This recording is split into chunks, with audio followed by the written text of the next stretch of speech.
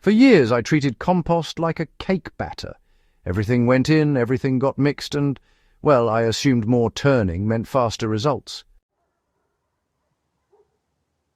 Kitchen scraps, leaves, grass, paper, coffee grounds, all churned together until the pile looked uniform, and yet the compost stayed inconsistent. Some parts stayed raw, other parts went, slimy. Heat spiked and crashed. The smell was never quite right. The turning point came when I stopped trying to make compost look even and started letting it behave naturally. Mixing feels productive, but it interrupts natural decomposition. Carbon layers, absorbed excess water from kitchen scraps, and, nitrogen layers rehydrated the dry material below. Instead of constantly watering or drying, the pile just sort of settled into equilibrium on its own. This reduced odor, prevented those dreaded anaerobic zones, and kept decomposition active even during wet weather. Less turning meant less nutrient loss. Every time compost is aggressively turned, nitrogen escapes into the air. That's why, honestly, heavily mixed piles often smell strong at first and then seem nutrient-poor later. By reducing turning to occasional structural adjustments instead of routine mixing, nutrients stayed right there in the pile.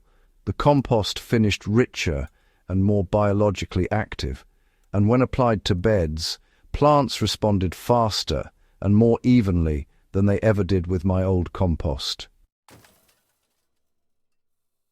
Some materials break down quickly, while others really need time and contact with specific organisms.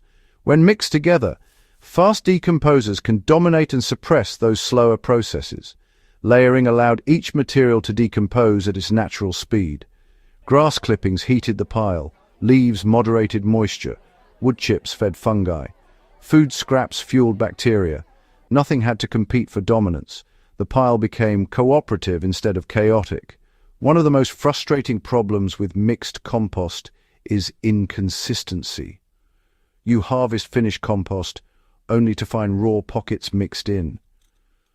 But with layered compost, breakdown happened evenly from the center, outward. When the pile finished, it finished together. There were fewer surprises, and honestly, far less screening required. This consistency made composting less work and far more reliable. The system really just became easier to maintain. Ironically, doing less made compost better. Instead of constant monitoring, turning, and correcting, the pile largely managed itself. Occasional additions followed the same layering logic. Turning became optional rather than mandatory. Composting stopped feeling like a chore and started feeling like a background process quietly working in the garden. Why I won't go back to mixing everything together. Compost doesn't need control, it needs structure. Once I stopped forcing uniformity and started respecting how organic matter naturally decomposes, everything improved. Heat, smell, speed, and quality.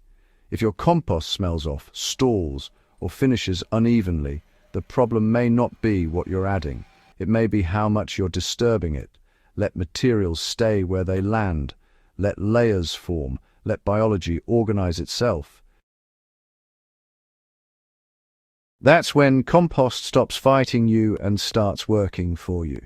If this approach helped change how you see composting, subscribe to Gentle Herb Gardening, share this with someone still turning their pile every weekend, and start letting compost do what it's always known how to do.